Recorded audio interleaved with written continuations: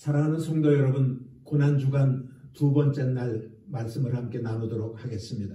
愛する生徒様、今日は苦難出荷のためになります。 예수님께서는 예루살렘 성전에 들어가셔서 매매하는 모든 사람들을 내어 쫓으셨다고 했습니다. イエス様はエルサレムの宮に入って商売人たちをすべて追い出しました。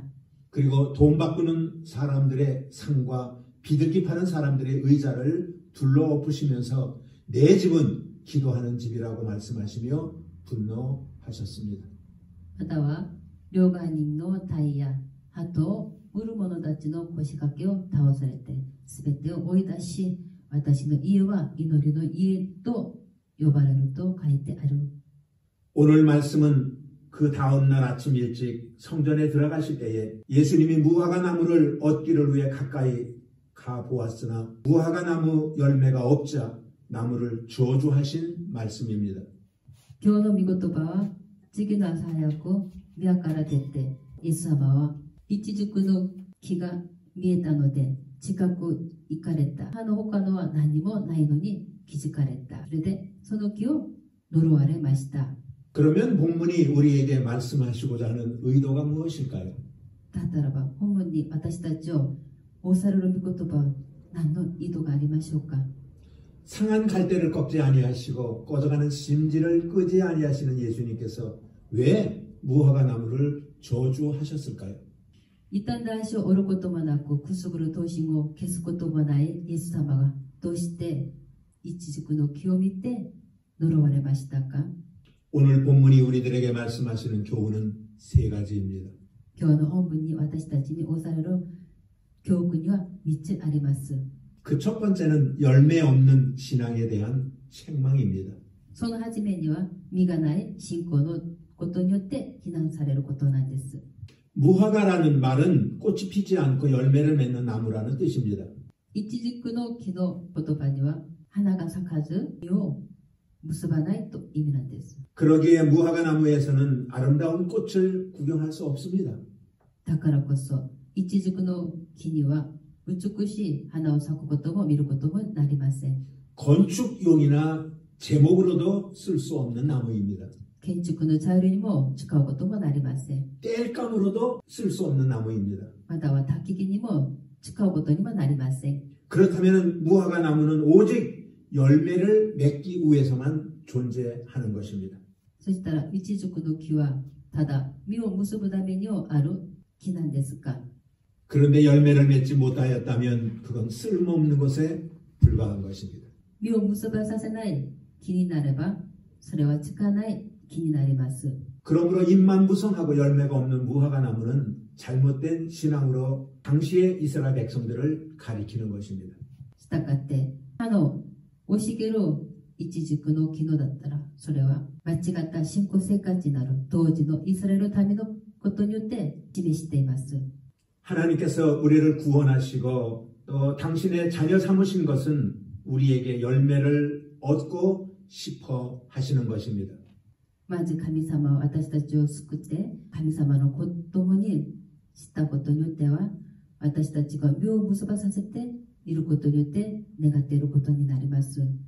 그래서 우리는 열매를 맺어 하나님께 영광을 돌려드려야 합니다. だからこそ私たちは実を結ばさせないといけない。それで神様に栄光を捧げるべきなんです。 마태복음 7장 19절에 이렇게 기록하고 있습니다. マタイ福音書7章19節にはこのように書いてあります。 아름다운 열매를 맺지 아니하는 나무마다 찍혀 불에 던지우니라 그랬습니다. 良い実を結ばない木は皆切り倒されて火に投げ込まれますと。 왜 그렇습니까? なぜでしょうか。 열매가 없다라는 것은 죽은 나무이기 때문인 것입니다. 実がないと意味には死んだ木になるからです。 그러면 우리는 어떤 열매를 맺고 있습니까? そしたら私たちはどのような実を結んでいますか。 성경에는 우리가 맺어야 할 열매를 이렇게 말씀하고 있습니다. 聖書には私たちにこのような実を結ばさせないといけないと書いてあります。 갈라디아서 5장 22절부터 23절에는 성령의 열매를 말해주고 있습니다. ガラディア書5章22節にはしたがって私たちが結ばさないといけない身のことによって聖書にはこのように書いてあります。 오직 성령의 열매는 사랑과 희락과 화평과 오래 참음과 자비와 양선과 충성과 온유와 절제니 이 같은 것을 금할 법이 없느니라 그랬습니다. しかし、御霊の実は愛、喜び、平安、寛容、親切、慈愛、誠実、柔和、知性です。このようなものを禁ずる律法はありませんと。 그러나 이런 성령의 열매와 반대되는 육체의 열매도 있습니다. でもこのような御霊に実に反対になる、また肉体の実もあります。 갈라디아서 5장 19절부터 21절까지 보면은 육체의 일에 대해서 말씀해 주고 있습니다. ガラディア書5章19節から21節を見ると肉体の行いによって書いてあります。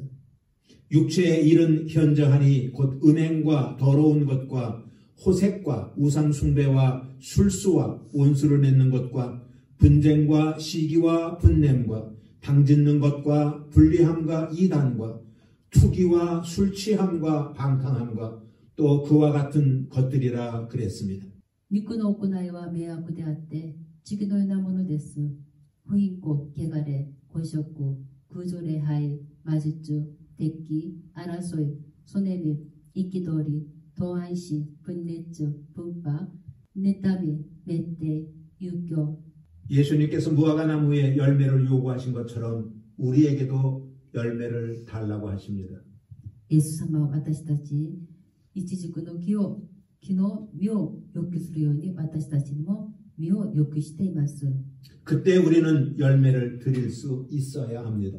その時私たちには実を捧げることできなければなりません。 두 번째입니다. 저주하신 예수님이 누구이신가 하는 것입니다. 2番目には呪いをかけたイエス様はどなた様でしょうか。 오늘 본문에서 예수님은 열매 없는 무화과나무를 심판하셨습니다. 今日本文にはイエス様は実のないイチジクの木のことによって裁いていました。 그리고 그 나무는 곧 말라버렸습니다. その時そのイチジクの木はすぐに枯れていました。 예수님의 말씀 한마디에 생명을 잃은 것입니다. イエス様の一言によって命を失われました。 예루살렘에 있는 사람들은 예수님이 메시아인 것을 알지 못했습니다. エルサレムにいる人々にはイエス様がメシアのことによって知りませんでした。 그래서 예수님은 무화과나무를 심판하시는 모습을 통해서 당신이 심판주이심을 보여주신 것입니다. だからこそイエス様はイチジクの木の審判する姿を見せて皆さんに審判主になることによって表しました。 여러분은 예수님이 심판주라는 것을 믿으십니까? 皆さんにはイエス様は裁きの主ということによって事実を知っていますか？ 그렇다면 우리는 어떻게 살아야 될까요? そしたら私たちはどのように生きるべきでしょうか？ 사랑하는 성도 여러분, 사람들이 왜 죄를 짓습니까? 愛する生徒様、どうして人は罪を犯していますか？ 심판자가 자신을 보고 있다는 사실을 모르기 때문인 것입니다. 審判者が自分自身を見ていることをその事実によって知らないからです。 누군가가 나를 보고 있다면 우리는 행동을 조심할 것입니다. 誰かが私たちを見ていると私たちの自分の行動によって気をつけるべきです。 예수님이 우리를 보고 있다면 우리가 어떻게 죄를 지을 수가 있겠습니까? イエス様が私たちを見下ろしていてれば私たちがどうして罪を犯すことができましょうか？ 언젠가 우리는 심판대 앞에 설 것입니다. いつか私たちはすべての審判台の前に立っているべきです。 그때 우리가 지은 죄가 낱낱이 드러나게 될 것입니다. その時には私たちの行われた罪一つ一つをその場で明らかになります。 그래서 사도 바울은 그의 일생에 오직 주님을 기쁘시게 해드리는 일에만 열중했습니다. だからこそ使徒パウロはその自分の人生一生を主の前に喜びをさせることによって忠実していました。 그것은 그가 행한 일에 대해서 반드시 심판을 받을 것을 알았기 때문인 것입니다. それはこの字の中で行ったことによって全てを裁かれることによって知っているからです。 사랑하는 성도 여러분, 愛する生徒様、 부끄럽지 않은 모습으로 주님을 만날 수 있기를 바랍니다. 恥ずかしくない堂々と姿によって主を出会うことになりますようにお願いします。 열매 맺는 신앙인으로 살기를 바랍니다. 実を結ばさせる信仰を持つ生徒さんになりますようにお願いします。 세 번째는 믿음 앞에는 불가능이 없다라는 것입니다. 3番目には信仰の前には不可能がないことなんです。 열매를 맺지 못한 무화과 나무를 향하여 예수님께서 말씀하셨습니다. 実を結ばさせないイチジクの木に向かってイエス様はおされました。 19절 뒷부분만 한번 읽어보겠습니다. 19節の下の部分だけ読みましょう。 이제부터 영원토록 내게 열매가 맺지 못하리라 하시니 무화과 나무가 곧 마른지라. イエスはその木に、お前の実はもういつまでもならないようにと言われた。すると、たちまちイチジクの木は枯れた。 무화과 나무가 마른 것을 보고 제자들이 깜짝 놀라서 물었습니다. 枯れたイチジクの木を見て、弟子たちは驚きました。 이 피무성했던 무화과 나무가 어찌하여 말랐나이까? 葉の押しけたイチジクの木がどうして枯れましたか？ 그러자 예수님께서는 이렇게 대답을 해주셨습니다. その時、イエス様はこのように答えてくれました。 21절입니다. 21節です。 내가 진실로 너희에게 이르노니 만일 너희가 믿음이 있고 의심치 아니하면 이 무화과 나무에게 된 이런 일만 할 뿐 아니라 이 산더러 들려 바다에 던지우라 하여도 그대로 될 것이요. イエスは答えて言われた。誠にあなた方につけます。もしあなた方が信仰を持ち疑うことがなければ、イチジクの木になされたようなことができるだけではなく、たとえこの山に向かって動いて海に入れと言ってもその通りになります。